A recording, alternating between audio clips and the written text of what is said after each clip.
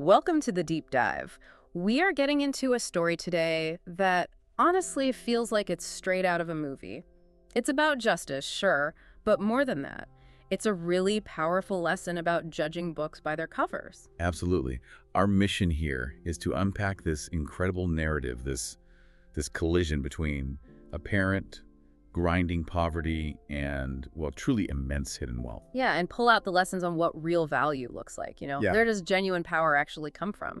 It's a fascinating look at bias, isn't it? How Yeah. quickly we judge.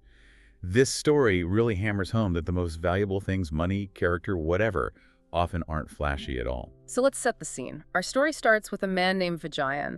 He's been a vegetable vendor for, 30 years? That's right. 30 years. You picture him maybe under an old tree, hands rough from work, carefully packing vegetables. Just embodies humility, hard work, simplicity. And then there's his son, Anand. Anand is kind of the opposite image in a way. Mm. He's the result of all that hard work. You see him inside, maybe the only modern thing is his laptop. Right. And he's driven. He actually talks about being fueled by the value of my father's sweat. That sacrifices everything to him. It's the foundation, and then bam, something totally unexpected happens. This huge, fancy invitation arrives. Wooden frame, VIP status, addressed specifically to Mr. Vijayan. And it's for the wedding of the son of Ramachandran, the city's biggest industrialist. We're talking serious high society. Imagine Vijayan holding this thing, just trembling. He literally asks Anand, is this really for us, people like us? And that right there sets up the whole conflict, doesn't it? His sense of self-worth, built on honest labor, just crashes against this wall of social anxiety. He feels like they don't belong. Okay, so let's dig into that anxiety. How does that play out when they actually have to, go to this super luxurious event? Well, Anand tries his best. He sees his father's worry, and he keeps repeating this idea.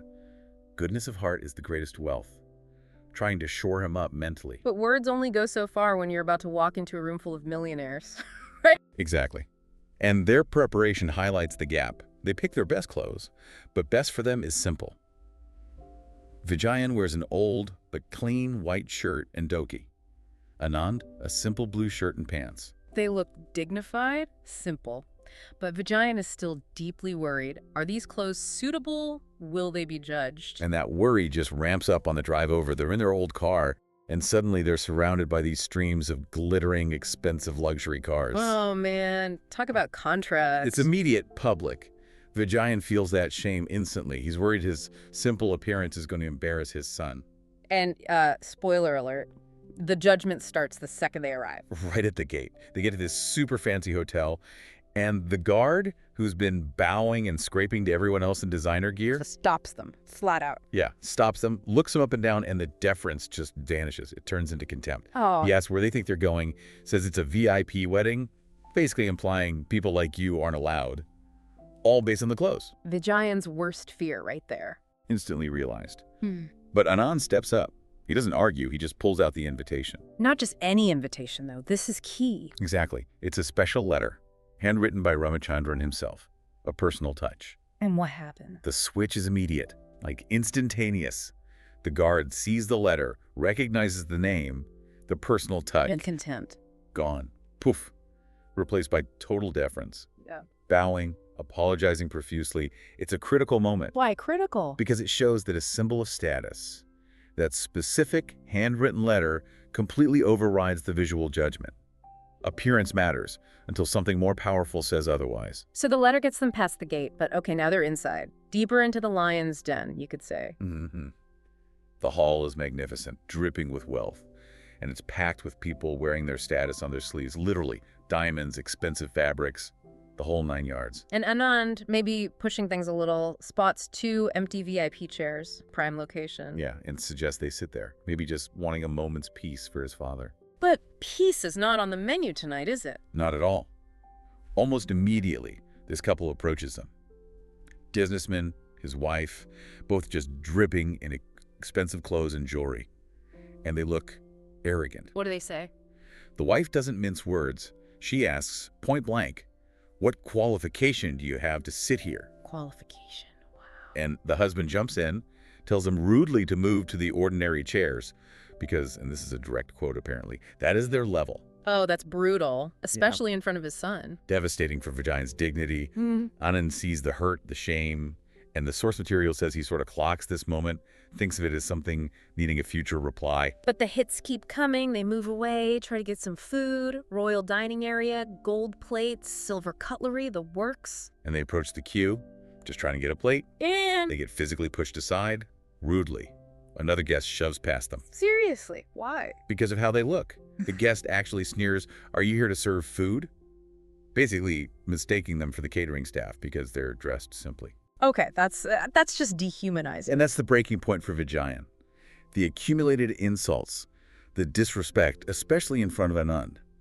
He just starts weeping, quietly, but weeping from the shame. And Anand. He sees his father crying, his fist tightens. This night, witnessing his father's lifetime of hard work being treated like dirt becomes, in his mind, the most decisive night of his life. Yeah. He knows he has to respond. It really makes you think, doesn't it? We get why luxury signals status, okay? But why the contempt for simplicity? Why the aggression? Yeah, what's behind that? It's about boundary policing, really.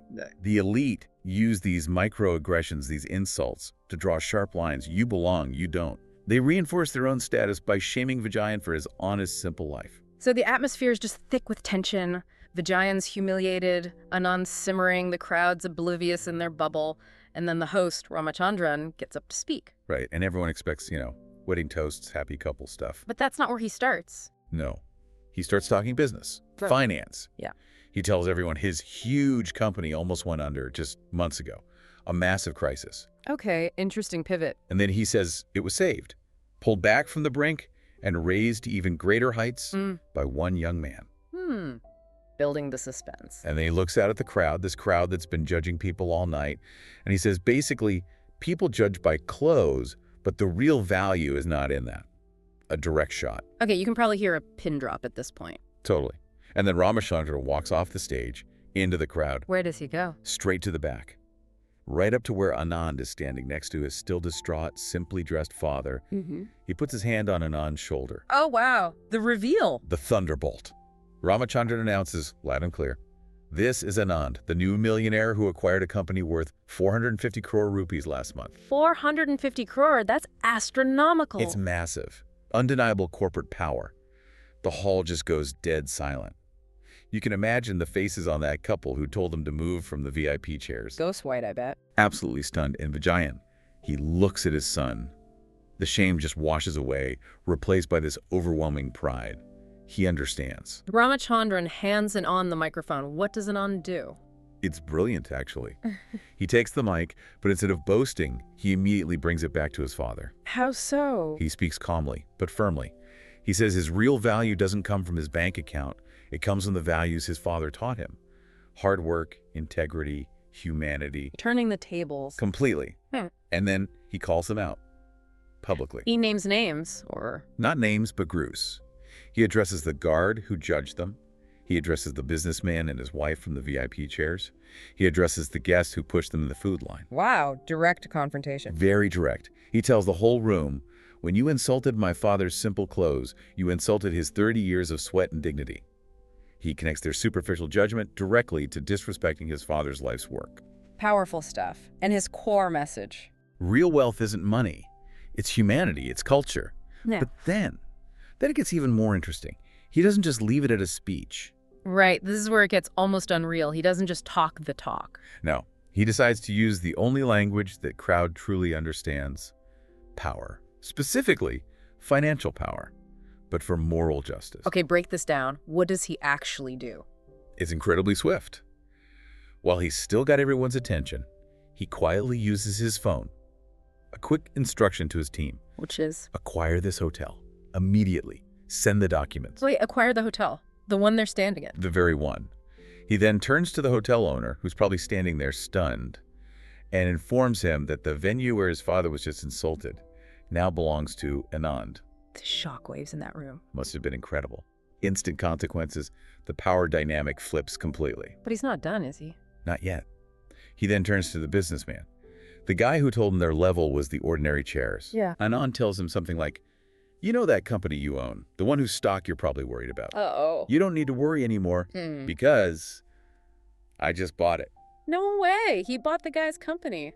Right there. Quietly, efficiently, probably with another background instruction, it demonstrates the sheer, almost invisible power he wields. It doesn't need fancy clothes.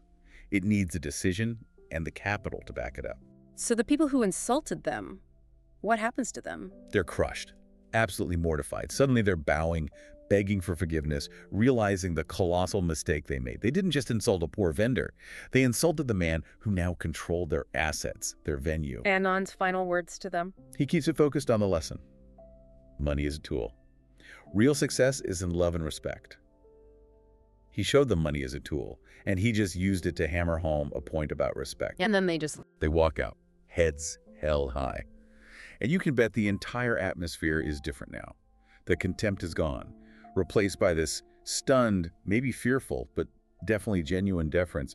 They leave behind a room full of people who just got a very expensive lesson. Wow, what a narrative. So pulling back, what's the big takeaway here for us, for you listening?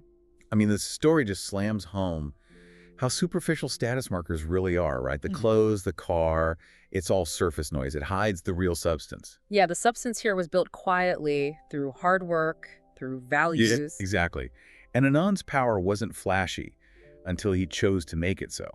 It asks us, to really challenge our own first impressions. How quick are we to judge someone based on how they look or what car they drive? It suggests that real power, especially massive financial power, might actually prefer to be low-key, doesn't it?